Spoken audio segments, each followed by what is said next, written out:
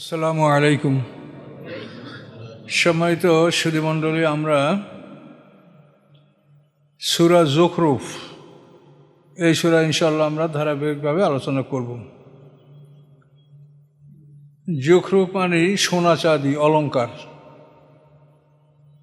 এই সূরায় যুখরুফ কথাটা আছে, তো সেই অনুসারে এই সূরাটার নাম যুখরুফ, সোনা চাঁদি অলঙ্কার যুখরুফ। আমরা ধীরে ধীরে আলোচনা করলে ইনশাল্লাহ আমরা এটা পাবো। আউযু বিল্লাহি মিনাশ শাইতানির রাজিম। বিতাড়িত অভিশপ্ত হতে আমি আল্লাহর আশ্রয় কামনা করছি। বিসমিল্লাহির রহমানির রহিম। রহমান রহিম আল্লাহর নামে শুরু করছি। হামিম আল কিতাবিল মুবিন। হামিম এটা আয়াতে মুতাশাবিহাত, এর অর্থ আমরা জানি না, আল্লাহ ভালো জানেন এর অর্থ। অল কিতাবিল মুবিন, এখানে অয় কসমিয়া অর্থাৎ কসম, শপথ, স্পষ্ট কেতাবের কসম। এই স্পষ্ট কেতাব হচ্ছে আমরা যে কেতাব নিয়ে এখন কথা বলছি, এই হচ্ছে স্পষ্ট কেতাব। এই স্পষ্ট কেতাবের কসম করে আল্লাহ বলছেন, ইন্না জাআলনাহু কুরআনান আরাবিয়্যান লাআল্লাকুম তা'কিলুন। নিশ্চয়ই আমি এই কেতাবকে আরবি কোরআন করেছি, আরবি ভাষায় এই কোরআনকে আমি বর্ণনা করেছি, নাজিল করেছি। লাআল্লাকুম তা'কিলুন, যাতে তোমরা সহজেই বুঝতে সক্ষম হও। তার কারণে এই কোরআন আরব জাতির কাছে পাঠানো হয়েছে, তাদের মাতৃভাষা আরবি। আল্লাহ বলেন, আমি এই কোরআনকে আরবি কোরআন অর্থাৎ আরবি ভাষায় এই কোরআনকে আমি নাজিল করেছি। তো কোরআন শব্দের অর্থ পঠিতব্য বিষয়, যে বিষয়টিকে বারবার পাঠ করা হয় কারা থেকে, অথবা কারেনা থেকে যদি হয় তার অর্থ হবে মিলিত ছন্দ। এর কথাগুলি, আয়াতগুলি সব মিলিত ছন্দের মতো। তো এই কোরআন আল্লাহ বলেন আরবি ভাষায় আমি নাজিল করেছি যাতে তোমরা বুঝতে সক্ষম হও। ওয়াইন্নাহু ফি উম্মিল কিতাব, এবং এই কোরআন নিশ্চয়ই মূল কেতাবের মধ্যে আছে। মূল কেতাব হলো লৌহে মাহফুজে, যেখানে সমস্ত আসমানি কেতাবগুলি সংরক্ষিত আল্লাহ করেছেন, সেইটা হলো উম্মুল কেতাব, মানে সমস্ত কেতাবের মা, অর্থাৎ অরিজিনাল কিতাব। উম্মুল মানে মা, তো মূল কেতাব হলো অরিজিনাল কেতাব, মূল গ্রন্থ। তো এই মূল গ্রন্থ যেখানে, অর্থাৎ সমস্ত আসমানি কেতাবগুলি যেখানে সংরক্ষিত আছে, আল্লাহ বলেন সেখানে এই কোরআনও সংরক্ষিত আছে। ওয়াইন্নাহু ফি উম্মিল কেতাবে, নিশ্চয়ই কোরআন মূল কেতাবের মধ্যে, লাদাইনা আমার কাছে। আল্লাহ বলেন সেটা আমার কাছে, সেই লৌহে মাহফুজ, সেটা আল্লাহর নিজ দায়িত্বে আল্লাহ রেখেছেন, লাদাইনা আমার কাছে। না আলিয়ুন, এবং সেটা অতি উন্নত, অতি সম্মানিত, হাকিম এবং বিজ্ঞানময়, জ্ঞান দ্বারা পরিপূর্ণ, জ্ঞানে পরিপূর্ণ, বিজ্ঞানময়, অতি উন্নত কোরআন, অতি উন্নত সমস্ত আসমানি কেতাব যে উমুল কেতাবে, মূল কেতাবের মধ্যে রয়েছে, ওখানে কোরআনও রয়েছে। অর্থাৎ ধারাবাহিকতা আমরা দেখব যে আল্লাহ তাআলা আদম আলাইহিস সালামকেও কিছু কেতাব দিয়েছেন, সহিফা। এরপর এভাবে সমস্ত নবীদের মধ্যে অধিকাংশ নবীদেরকে সহিফা দান করা হয়েছে। আবার কোনো কোনো নবীদেরকে পূর্ববর্তী কেতাবের অনুযায়ী দ্বীনের দাওয়াতে কাজ করতে বলা হয়েছে। ইব্রাহিম আলাইহিস সালামকে আলাদা সহিফা দেওয়া হয়েছে। এভাবে বড় 4খানা কেতাব, তার মধ্যে তাওরাত কেতাব মুসা আলাইহিস সালামকে দান করা হয়েছে, জবুর কেতাব দাউদ আলাইহিস সালামকে দান করা হয়েছে, ইনজিল কেতাব ঈসা আলাইহিস সালামকে দান করা হয়েছে, কোরআন মুহাম্মদ সাল্লাল্লাহু আলাইহি ওয়াসাল্লামকে দান করা হয়েছে। এই সমস্ত কেতাবগুলি যেখানে সংরক্ষিত, সেই জায়গাটার নাম হলো, সেই দপ্তরটার নাম হলো লৌহে মাহফুজ, সংরক্ষিত তক্তা, সংরক্ষিত বোর্ড, পোর্সমেন্ট, যেখানে এই জিনিসগুলো সুন্দর করে লেখা আছে। আল্লাহ বলেন যে এই কেতাবটা ওখানেও আছে। এখন আল্লাহ বলেন, আফা নাযিবু আনকুম যিকরা সাফান আনকুনতুম কওমান মুসরিফিন। আমি কি তোমাদের থেকে আমি এই উপদেশ কি তুলে নেব এই জন্য যে তোমরা সীমা লঙ্ঘনকারী, তোমার সীমা লঙ্ঘন করছে, এই জন্য আমি যে উপদেশ তোমাদের কাছে পাঠিয়েছি আমি কি তুলে নেব? তুলে নিলে কি তোমাদের কোনো কল্যাণ হবে? তখন তোমরা অন্ধের মতো ঘুর পাকাবে, কিছুই তোমরা বুঝতে পারবে না। আল্লাহ হুমকি দিচ্ছেন, কিন্তু আল্লাহ এটা করছেন না। আফা নাজরিবু আনকুমুল যিকরা সাফান, আমি কি এই কোরআন তোমাদের থেকে তুলে নেব এই জন্য যে আনকুন্তুম কওমা মুসলিমিন, যে তোমরা সীমা লঙ্ঘনকারী একটা জাতি। আল্লাহ দয়াময়, তিনি তুলে নেবেন না, তিনি কোরআন রেখেছেন আমাদের মাঝে। কিন্তু কোরআন এক সময় আল্লাহ তুলে নেবেন। কিয়ামতের পূর্বক্ষণে এই আলামত, কোরআন আকাশে চলে যাওয়া, এই কোরআন আল্লাহর আরশের কাছে গুনগুন করে কাঁদবেন। আল্লাহ সবই জানেন, তারপরে বলবেন এই কে কাঁদছে? কোরআন বলবে আমি। বল কেন? যে দুনিয়ার মানুষ আমাকে পড়ে কিন্তু কেউ আমল করে না। কোরআন যদি পড়ে আর আমল না করে, আল্লাহ তো বলছেনই যে ওটা হলো গাধার পিঠে কাগজের বোঝা। মাসালুল্লাযিনা হুম্মিলু তাওরাতা সুম্মা লাম ইয়াহমিলুহা কামাসালিল হিমারে ইয়াহমিলু আসফারা, সূরা জুমা সম্ভবত নাকি। তো এখন দেখেন, এখানে আল্লাহ বলছেন যারা তাওরাত বহন করে অথচ তাওরাত ইব্রাতের আমল করে না, বোঝে না, তাদের অবস্থা হলো যে গাধা যেমন কাগজের বোঝা বহন করছে। গাধার পিঠে আপনি কোরআন না কেতাব না টাকা না পয়সা না সারের বস্তা না আবর্জনা, গাধায় কিছু বোঝে? তো এখন আমরা যে কোরআন পড়ি, তাহলে আমরা কি সেই রকম গাধার মতো হব? আল্লাহ বলছেন, আমি বলি না, রাগ করবেন না। আল্লাহ বলছেন সেটা আমি বলছি, যে তাহলে আমরা কি ওরকম হব না? আমরা এটা বোঝার চেষ্টা করব। আমাদেরকে এটা বোঝার চেষ্টা করতে হবে, যাতে আমরা কোরআনকে বুঝতে পারি যে আল্লাহ আমাদেরকে কি বলেছেন। আপনি ডাক্তারের একটা প্রেসক্রিপশন, ডাক্তার আপনাকে 10টা টেস্ট দিয়েছে, এটা এটা এটা সব করে নিয়ে আসুন। এখন এইটা করে নিয়ে আসলে, আসার পরে ডাক্তার আপনাকে একটা প্রেসক্রিপশন দিল, আপনাকে একটা, এটার বাংলা কি বলে যে, হ্যাঁ, আপনাকে একটা চিকিৎসাপত্র ব্যবস্থাপত্র দিল। এখন আপনি যদি পড়েন আর চুমু খাইয়া পকেটে রাখেন, পড়েন আর চুমু খাইয়া পকেটে রাখেন, এটার ঔষধ খেলেন না, তাহলে আপনার এই কষ্ট করে পরিশ্রম করা আর এই ব্যবস্থা নেওয়া কি হলো আপনার বলেন? তা আমরা তো কোরআনকে নিয়ে এটাই করছি। আমরা তো কোরআনকে খুব সম্মানের সহিত পড়ছি এবং তেলাওয়াত করছি এবং খুব চুমু খাচ্ছি, কিন্তু ভিতরে কি আছে তা আমরা জানি না। তারপরও আমরা মুখে মুখে শুনে মিলে যা জানি তাই আমল করার চেষ্টা করছি, কিন্তু আসলে বিষয়টা তো এটা তৃপ্তিকর না।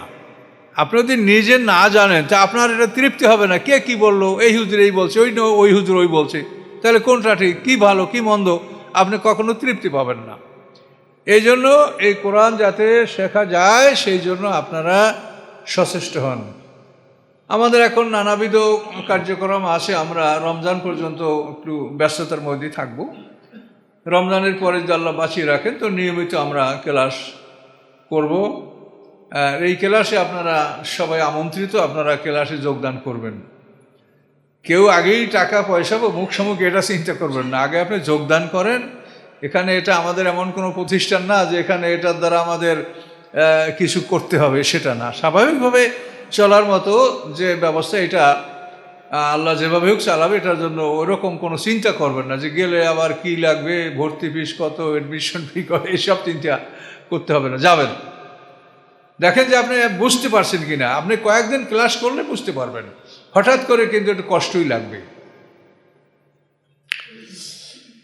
তো এখন আল্লাহ তাআলা বলেন এভাবে কোরআনকে আল্লাহ তুলে নেবেন। কোরআন যখন আল্লাহ তুলে নেবেন তখন কোনো মানুষ আল্লাহ শব্দটা আর মুখে বলতে পারবে না, এই শব্দটা আর তার জবান থেকে উচ্চারিত হবে না। যেহেতু আল্লাহ কোরআন তুলে নিয়েছেন, কোরআনের কোনো শব্দ আর কোনো হাফেজ, কোনো আলেমকারী এটা আর বলতে পারবে না। এরকম একটা সময় আমাদের আসবে। কিন্তু আল্লাহ এখানে শুধু হুমকি দিয়েছেন যে তোমরা সীমা লঙ্ঘনকারী বলে আমি কি কোরআন তোমাদের থেকে তুলে নেব? তো এখন নেবেন না, কিন্তু যদি এটার মেজরিটি হয় এবং এইটাই অবস্থা হয় যে কোরআন, এখন তো আমরা শতকরা 1% লোক হলো কোরআন বোঝার চেষ্টা করছি, আর যদি একেবারেই জিরো হয় তাহলে আর রাইখে কী লাভ? কথা বলতে পারছেন? মালিকে কারখানা করে চালু রাখে কতক্ষণ? যতক্ষণ দেখে যে কারখানাটার অন্তত লেবার খরচ দিয়ে মোটামুটি লোকসান না হয়, মোটামুটি লেবার খরচ দিয়ে কারখানাটা চালানো যায়, ততক্ষণ কিন্তু মালিক কারখানা রাখে। আর মানুষ যদি দেখে যে খালি লস আর লস, তখন মালিক কারখানা ভেঙে দেবে, ভেঙে দিয়ে বলবে যে আমি যা কিছু করা অন্য কিছু আমি ব্যবসা করবো, এটা আর আমি করবো না। তো আল্লাহ তাআলার এই যে কারখানা, এই কারখানাটা চালাইতে আল্লাহর খরচ কত হিসাব করে দেখছেন? এই পৃথিবী কারখানাটা চালাইতে আল্লাহর খরচ কত হয়? দৈনিক কত হাইড্রোজেন লাগে সূর্যটা জ্বালায় রাখতে, দৈনিক কত অক্সিজেন খরচ হয়, দৈনিক কত পানি ব্যয় হয়, দৈনিক পৃথিবীর অন্যান্য পদার্থের কী ব্যয় হয়, এই পৃথিবীকে স্বাভাবিক অবস্থায় রাখতে মালিকের কত খরচ, এটাকে হিসাব করেছেন একবারও? চিন্তা করেছেন? তো মালিক এই কারখানা চালু রাখছে, এই কারখানার উৎপাদন হলো মোমেন তৈরি হওয়া। এই পৃথিবী এই কারখানার উদ্দেশ্য কি? কথা বলেন, কি উদ্দেশ্য? যেখানে মোমেন তৈরি হবে। এখন সেইটা যদি একেবারেই বন্ধ হয়ে যায়, তখন আল্লাহ বলবেন যে কারখানা আমি উৎখাত করবো, এটা আমি রাখবো। এই জন্য বলা হয় যে পৃথিবীতে একটা মানুষ আল্লাহ বলার মতো থাকলেও কেয়ামত হবে না, এই কথাটা কিন্তু এই জন্য বলা হয়। কারখানার মালিক যদি দেখে যে ওনার তো অভাব নাই, তো উনি যদি দেখেন যে একটা প্রোডাকশনও আছে আমার কারখানায়, তখন পর্যন্ত কারখানাটা রাখবে না। যদি একেবারে জিরো হয়ে যায়, তখন এই কারখানাটা উনি ভেঙে দিবেন। এটার নাম হলো কিয়ামত। কথা বুঝতে পারছেন? কাজে এই জন্য এই বিষয়গুলি আপনারা সতর্কতার সহিত বোঝার চেষ্টা করেন, এবং দল ছোট বড় কখনোই চিন্তা করবেন না। জান্নাতে খুব কম লোক যাবে। তো এই বিষয়গুলি আপনারা চিন্তা ভাবনা করবেন। আল্লাহ বলেন অকাম আরসাল নামের নবীন ফিলা বলেন, আল্লাহ বলেন কত নবী আমি পূর্ববর্তীদের মাঝে পাঠিয়েছিলাম। কত নবী, তার কোনো হিসাব আছে? আমরা তো 25 জনের কথা কোরআনে পাই, কিন্তু অগণিত নবী রাসূল আল্লাহ পৃথিবীতে পাঠিয়েছেন। তা আল্লাহ কোরআন নিজেই বলেছে মিনহুম মান কাসাসনা আলাইকা অমিনহুম মাল লাম নাকসুস আলাইকা, যে তাদের কতকের বিবরণ আপনাকে দিয়েছি, কতকের বিবরণ আপনাকে দেইনি। এই জন্য আমরা কখনোই নবী রাসূলের ব্যাপারে 1 লাখ বা 2,24,000 এটা আমরা বলবো না। যেহেতু সকল নবীদের বিবরণ যখন দেওয়া হয় নাই, তখন আমরা কোন হিসাবে এই সংখ্যাটা আমরা নির্ণয় করব? এর মধ্যে যদি নবী না যারা তাদেরকে নবী গণ্য করি, তাহলে এটা কুফরি পর্যায়ে গুনাহ হবে। আবার কোনো নবী কাকে আমরা এর মধ্যে সুমার করতে পারি নাই, বাদ গেছে, তাই এটা কুফরি পর্যায়ে গুনাহ হবে। এজন্য নবী রাসূলদের ব্যাপারে আমরা বলবো অগণিত নবী রাসূল আল্লাহ পাঠিয়েছে, তাদের সংখ্যাটা আমরা জানি না। তা আল্লাহ এখানে ওই কথাই বললেন কাম আরসালনা মিন নবিয়্যিন ফিল আউয়ালিন, পূর্ববর্তীদের মধ্যে আমি কত নবী পাঠিয়েছি।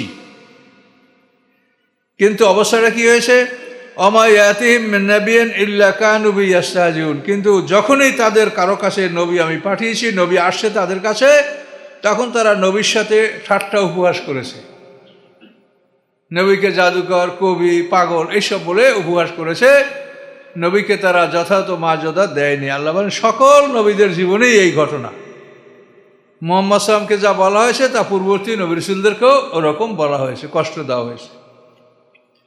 আল্লাহ বলেন ফাআহলাকনা আশাদ্দা মিনহুম বাতশা, তাদের মধ্যে সবচাইতে কঠিন শক্তিশালী যারা ছিল, বাদশা মানে ধরপাকড়, যাদের ধরপাকড় খুব কঠিন ছিল, আমি তাদেরকে ধ্বংস করেছি। দুর্বলদেরকে আল্লাহ ধ্বংস করেন, আল্লাহ ওই বড়গুলোকেই মারলে। তো আল্লাহ বলেন যে আমি তাদের মধ্যে যারা বড় শক্তিশালী, আমি তাদেরকে ধ্বংস করেছি। মাজা মাসালুল আউয়ালিন, এবং একের পর এক অতীত হচ্ছে তাদের দৃষ্টান্তগুলি, একের পর এক তাদের দৃষ্টান্তগুলি অতীত হচ্ছে। আপনার নূহ আলাইহিস সালাম থেকে আরম্ভ করে দৃষ্টান্তগুলি মুহাম্মদ সাল্লাল্লাহু আলাইহি ওয়াসাল্লাম পর্যন্ত একের পর এক চলে আসছে। তো মুহাম্মদ সাল্লাল্লাহু আলাইহি ওয়াসাল্লামের জামানায় যে কাফেরদের ধ্বংস, এটা মুসলমানদের হাতে হয়েছে। আল্লাহর আসমানি গজব দ্বারা এটা করা হয় নাই। আল্লাহ আসমানি সাহায্য করেছেন মুমিনদেরকে, কিন্তু আসমানি গজব দেন নেই। এভাবে এই ইতিহাসটা চলে আসছে। আল্লাহ বলেন এই মক্কার মুশরিকদের অবস্থা, ওয়ালাইন সালতাহুম মান খালাকাস সামাওয়াতি ওয়াল আরদা, আপনি যদি তাদেরকে প্রশ্ন করেন আকাশ পৃথিবী কে সৃষ্টি করেছে, লায়াকুলুন্না, তখন অবশ্যই তারা বলবে খালাকাহুন্নাল আজিজুল আলিম, এগুলি সৃষ্টি করেছেন মহা ক্ষমতার মালিক পরাক্রমশালী আল্লাহ এবং মহাজ্ঞানী আল্লাহ, তিনি সৃষ্টি করেছেন। এটা আরবের মুশরিকরা এটা বলতো, কাবা ঘরকে আল্লাহর ঘর বলতো। এটা মূর্তি তারা রাখতো, কিন্তু কখনো বলতো না যে এটা মূর্তির ঘর। কথা বুঝতে পারছেন? তো এখানে একটা প্রসঙ্গ আমি বলি, অনেক আলেমরা বলে থাকেন যে কাবা ঘর হিন্দুরা বানাইছে, এরকম ইউটিউবে কথা আসছে, কিন্তু এই কথাটা আসলে ঠিক না। আমি আপনাদেরকে বলবো যে আরও তাহাকিক করে কথাবার্তা বলা ভালো। কাবা ঘর হিন্দুরা বানাবে কেন? হিন্দু শব্দের উৎপত্তিটা আপনি দেখেন, হিন্দু শব্দটা তো নূতন শব্দ, এটা তো প্রাচীন শব্দ না। হিন্দু শব্দটা আসে 712 খ্রিস্টাব্দে মোহাম্মদ বিন কাসিম যখন সিন্ধু বিজয় করে, তখন এই সিন্ধু বিজয়ের পরে এই অঞ্চলের লোকদেরকে আরবরা বলতো সিন্ধি। এই সিন্ধি বলতে বলতে কিছুকাল পরে এই সিন্ধি কথাটা রূপান্তর হইতেছে হিন্দি, এর থেকে হিন্দিয়া ইন্ডিয়া। হিন্দি শব্দটা খুব প্রাচীন শব্দ না। আর ভারতের যে তাদের ধর্ম, এটা হিন্দু ধর্ম না, তাদের ধর্ম হলো সনাতন ধর্ম। কাজে হিন্দু কথাটা তো খুব বেশি প্রাচীন কথা না। এই যে দাইবুল বন্দরে আরবদের জাহাজ লুট হওয়ার কারণেই তো হাজ্জাজ বিন ইউসুফের ভাতিজা এবং জামাতা মোহাম্মদ বিন কাসিমকে সিন্ধু বিজয়ের জন্য তাকে পাঠানো হয়েছিল। তো এটা তো 712 খ্রিস্টাব্দে, এবং ওইখান থেকে এই হিন্দু কথাটার উৎপত্তি হয়েছে। এটা আমি ওই স্বাধীনের পরপর যখন ভারতের পেপার পত্রিকাও পড়ার আমাদের সুযোগ হতো, তখন একটা ভারতের উর্দু পেপার পড়ছিলাম, পেপারটার নাম মেলাপ, উর্দু পত্রিকা মেলাপ। ওই পত্রিকায় আমি এই তথ্যটা পেয়েছি যে হিন্দু বিষয়টা এটা কোনো প্রাচীন শব্দ না, এটা এভাবে শব্দটা সৃষ্টি হয়েছে। কাজে এখন যদি কোনো আলেম বলে যে হিন্দুরা কাবাঘর নির্মাণ করছে, তাহলে এটা তার কতখানি অভিজ্ঞতার অভাব সেটা ভেবে দেখা উচিত। এগুলো কথা বলা ঠিক না। আল্লাহ রসুলের 35 বছর বয়সে কাবাঘর মেরামত করা হয়েছে। মূল কাবাঘর তো ফেরেশতারা বানিয়েছেন আদম আলাইহিস সালামকে সৃষ্টির 2000 বছর আগে। মূল কাবা এ ঘরটা আল্লাহ তার নিজের ইবাদতের ঘর, তার ফেরেশতা দ্বারা তিনি বানিয়েছেন আদম আলাইহিস সালামকে সৃষ্টি করার 2000 বছর আগে। এটা হলো তার সৃষ্টি। এখন পৃথিবীতে জুলুম অত্যাচারের মাধ্যমে এই ঘরটাকে যদি কেউ দখল করিয়া মূর্তি ঢুকায়, সেটা কি ঠিক হবে? এই দখল মুক্ত করার জন্যই তো আল্লাহ রসুল কাবাঘরের মূর্তিগুলোকে অপসারণ করেছেন। কোরআনে তো মূর্তি ভাঙার অনুমতি নাই। কোরআনে আল্লাহ বলছেন ওয়ালা তাসুব্বুল্লাযিনা ইয়াদুনা মিন দুনিল্লাহি ফায়াসুব্বুল আদম বাগেরেন। আল্লাহ বলছেন আল্লাহ ছাড়া অন্যদেরকে যারা ডাকে, যারা শিরক করে, দেবদেবীকে ডাকে, আল্লাহ বলছেন তোমরা তাদেরকে গালি দিও না, তাদের দেবদেবীকে তোমরা গালি দেয়। ডাইরেক্ট করেন ওলা তাসুব্বু, সুব্বুন মানে গালি দেওয়া।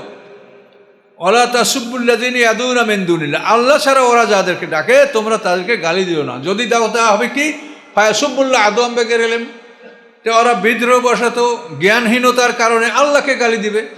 হ্যাঁ, তুমি আমার ভগবানকে গালি দিও, তোমার ভগবানকে আমি গালি দেবো। কিন্তু একটা মানে প্রতিহিংসামূলক ওরা প্রতিশোধ ওরা নিবে। কাজে আল্লাহ বলছেন যে তোমরা ওদের দেবদেবীকে গালি দিও না, দরকার নাই। তাহলে দেবদেবীকে গালি দিতে মানা করছে, তাহলে ভাঙতি কি আল্লাহ বলেছে? তা বলতে পারেন না। ওরা ওদের ইবাদত করবে, করুক, বিচার আল্লাহ করবে, তুমি তাদেরকে দাওয়াত দাও, কিন্তু তোমার ভাঙার অনুমতি নেই। তো এখন বলবে যে এই যে ভাঙছে যে আল্লাহ রসুল, এটা ভাঙছে এই জন্য যে এটা ছিল তাদের অন্যায়ভাবে দখল। এটা অন্যায়ভাবে দখল, যে হ্যাঁ ইব্রাহিম আলাইহিস সালামও ভেঙেছে। এটা ইব্রাহিম আলাইহিস সালামের জন্য একটা বিরাট পরীক্ষামূলক ব্যাপার। সেটা সেইখানে আপনি দেখবেন যে ইব্রাহিম আলাইহিস সালাম এটা কেন করেছিলেন। এই ভাঙ্গার মাধ্যমেই তিনি তাদেরকে লজ্জিত করেছেন এবং আল্লাহর অস্তিত্বে তিনি প্রমাণ দিয়েছেন ইব্রাহিম আলাইহিস সালাম। ওরা মাথা নত করিয়া বলছে তুমি জানো না যে এরা কথা কইতে পারে না। ইব্রাহিম আলাইহিস সালাম সেটা একটা বিরাট কৌশলের জন্য করেছিলেন। এখানে আল্লাহ রসুল যেটা করেছেন, আর ইব্রাহিম আলাইহিস সালাম তো কাবাঘরের মূর্তি ভাঙেন নাই, সেটা অন্য ব্যাপার, ওটা এখানে আনবেন না। আমি যেটা বলি সেটা শুনেন, যে কাবাঘর হলো আল্লাহর ঘর। তো এই ঘরকে তোমরা অন্যায়ভাবে দখল করে তোমরা মূর্তি ঢুকেছো, এটা তো আল্লাহ ইবাদতের জন্য বানিয়েছে। কাজে একজনের যদি একটা অন্যায়ভাবে একটা জিনিস, আপনার একটা সম্পত্তি একজনের জোর করে সেখানে বাড়িঘর করছে বা যা করছে, সেটাকে আপনাকে দখলমুক্ত আপনার দখলে দেওয়া, এটা ন্যায় বিচার না? তাহলে এই ঘরটা আল্লাহর ঘর, এটা আল্লাহ বানিয়েছে ফেরেশতাদের দ্বারা, এটা তো তোমাদের ঘর না। এটা তো কোনো হিন্দুতে বানায়নি, ওই যে বলছে কাবাঘর হিন্দুতে বানাইছে, এটা তো মারাত্মক কথা। আল্লাহর ঘর তো আল্লাহ তার ফেরেশতাদের দ্বারা বানিয়েছে, এটা কোনো হিন্দুরও বানায় নাই। কিন্তু কখনো মুশরিকরা শক্তিশালী হইয়া তারা এই ঘরে তাদের মূর্তি ঢুকাইছে, কিন্তু তারপরও তারা বলে নাই যে এই ঘরটা মূর্তির ঘর। বলছে কোনোদিন? ওরা আল্লাহর ঘরই বলেছে, এই ঘর আল্লাহর ঘর। এবং ওই আল্লাহর নামে ওরা তোয়াফ করতো, সব কিছু করতো, কাবাঘর ধ্বংস করতেছে। আমরা তখন আল্লাহর কাছেই বলছে যে আল্লাহ আপনার ঘর আপনার কাছে আমরা রেখে গেলাম। কাজে ওরা কোনোদিনই বলে নাই যে এই ঘরটা মূর্তির ঘর। রাখছি আমরা মূর্তি, আল্লাহর সাথে এরা আমাকে উপকার করবে, এই জন্য তাদের একটা ভুল ধারণা বশত এটা তারা করেছে। কিন্তু এই ঘর যে আল্লাহর ঘর, এ কথা কোনোদিন তারা অস্বীকার করেনি। তো যাই হোক, যার যা কর্তব্য সে করে যাক, কিন্তু আমাদের কথা হলো যারা আলেম ওলামা, যাদের কথা মানুষ শুনবে, তাদের কথাগুলি তো একটু ভালো হওয়া উচিত, নির্ভুল হওয়া উচিত। একজন যদি বলে যে কাবাঘর বানাইছে হিন্দুরা, তাহলে এটা কত দুঃখজনক কথা। মক্কায় আল্লাহ রসুলের 35 বছর বয়সে যখন কাবাঘর নির্মাণ করা হবে, তখন এই কাবাঘর নির্মাণের দায়িত্ব গ্রহণ করেছিল ওলীদ ইবনে মুগিরা, যে আরবের সবচাইতে বড় ধনী। এই ওলীদ ইবনে মুগিরা কাবাঘর নির্মাণের সময় ঘোষণা করে দিল যে আমরা কোনো হারাম টাকা দিয়ে এই ঘর তৈরি করব না। যাদের মদের ব্যবসা আছে, যাদের বেশ্যাবৃত্তি ব্যবসা আছে, যারা সুদের কারবার করে, তাদের টাকা দিয়ে আমরা এই ঘর করব না। এখন ভালো টাকা কার আছে? কয়টা আছে? কাজে এখন ভালো টাকা অধিকাংশ মানুষেরই তো নাই। এই না থাকার কারণে তাহলে আমরা কাবাঘর পুরা করতে পারছি না, অর্ধেক করব, তাও থাক, আমরা খারাপ টাকা দিয়ে কাবাঘর করব না। দেখেন তাদের মনের অবস্থাটা কী ছিল। এই জন্য কিন্তু কাবার অর্ধেক যে ভাঙ্গা অংশ দেখেন না, হাতিম, এই হাতিম মানে ভাঙ্গা অংশ, এটা তারা অর্থের অভাবে করতে পারে নাই। তারা যদি সেই সময় হালাল হারাম সব টাকা গ্রহণ করত, তাহলে কিন্তু পুরো কাবাঘরটা তারা বানাতে পারত। কিন্তু ওটা অর্ধেক বানিয়েছে, আর অর্ধেক ভাঙ্গা অংশ হাতিম ছেড়ে দিয়েছে। আল্লাহ রসুলের 35 বছর বয়সে এই কাবাঘর এই নির্মাণটা হয়েছে। এরপরে আল্লাহ রসুলের তিরোধানের পরে আব্দুল্লাহ ইবনে জুবায়ের, এটা খোলাফায়ে রাশিদিনের আমল পার হয়ে যাওয়ার পরে আব্দুল্লাহ ইবনে জুবায়ের কাবাকে পূর্ণাঙ্গ করে তৈরি করছিলেন উনি। কিন্তু হাজ্জাজ ইবনে ইউসুফ আবার আব্দুল্লাহ ইবনে জুবায়েরকে রাজনৈতিক কারণে তার বিরুদ্ধে যুদ্ধ করে তাকে পরাজিত করে, এবং সেই সময় কাবাঘর ক্ষতিগ্রস্ত হয় এবং কাবাঘরকে ভেঙে পুনরায় যে মানে আল্লাহ রসুলের 35 বছর বয়সে যে মডেল ছিল, ওই মডেলে কাবাঘরটা তারা করেছে। এটা কিন্তু পূর্ণাঙ্গ করা হয়েছিল। আব্দুল্লাহ ইবনে জুবায়ের এ হলো আবু বকর সিদ্দিকের মেয়ে আসমা বিনতে আবু বকরের ছেলে, ইনি করেছিলেন, এবং তিনি হেজাজের গভর্নর ছিলেন বেশ কিছু কাল। উমাইয়ারা শক্তিশালী হওয়ার পূর্বক্ষণ পর্যন্ত তার ব্যাপক ক্ষমতা ছিল, কিন্তু তারা আস্তে আস্তে শক্তিশালী হওয়ার পরে আব্দুল মালিক ইবনে মারওয়ানের সময় হাজ্জাজ বিন ইউসুফের মাধ্যমে তার বিরুদ্ধে যুদ্ধ করে, অবরোধ করে, এবং তাকে খুব নির্মমভাবে তারা হত্যা করে, এবং কাবাকে ভেঙে ওই জাহেলিয়াতের নিয়মে ওই অর্ধেক ভাঙ্গা হাতিম। এরপরে পৃথিবীর আর কেউ এটা করে নাই। খলিফা মনসুর, আব্বাসী খলিফা, সেও একবার ইচ্ছা করছিল যে কাবাঘরটা যেভাবে ইব্রাহিম আলাইহিস সালাম বা ফেরেশতারা করছে সেভাবে করি, কিন্তু সেই যুগের যারা ইমাম ছিলেন তারা বলছে যে এটা আপনার হাত না দেওয়া ভালো, এটা হাত দিলে আবার কোনভাবে কোন ফিতনা শুরু হবে, ওটা আছে ওইভাবে থাক। এভাবে এটা আর কেউ হাত দেয়নি।